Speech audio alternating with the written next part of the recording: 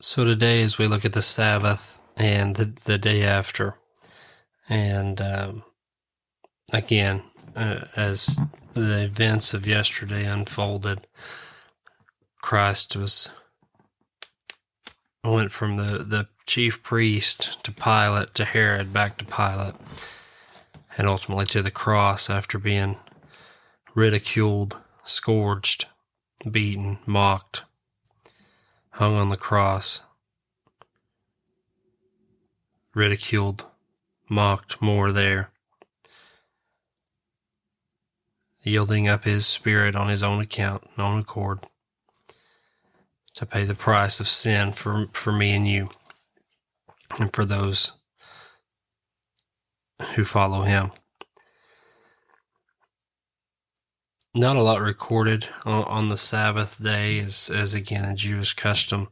Not a lot is happening today. In Matthew 27, verse 62, it says, "Now on the next day, the day after the preparation, the chief priest and the Pharisees gathered together with Pilate and said, 'Sir, we remember that when he was still alive, that deceiver said, after 3 days I am to rise again. Therefore, give orders for the grave to be made secure until the 3rd day. Otherwise, his disciples may come and steal him away and say to the people, he has risen from the dead, and the last deception will be worse than the first.'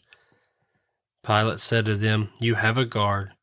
Go, make it as secure as you know how.' And they went and made the grave secure, and along with the guard, they set a seal on the stone." So again, the chief priest and the Pharisees, in fear that of what's going to happen and what may happen, and get with Pilate and set a seal on the stone, a guard, a Roman guard. It's safe to say that the grave was as secure as possible, and that no man was going to get in to get Jesus' body out. Now, as we can look back from our vantage point and know that no Roman guard and no seal of any time is powerful enough to stop the divine plan of God.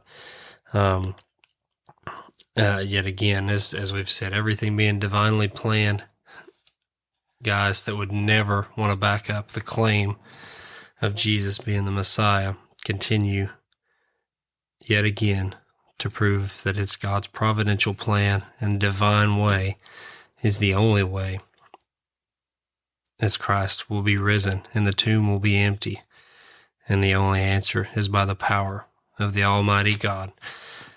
So as the Sabbath unfolds, as the disciples again are held up,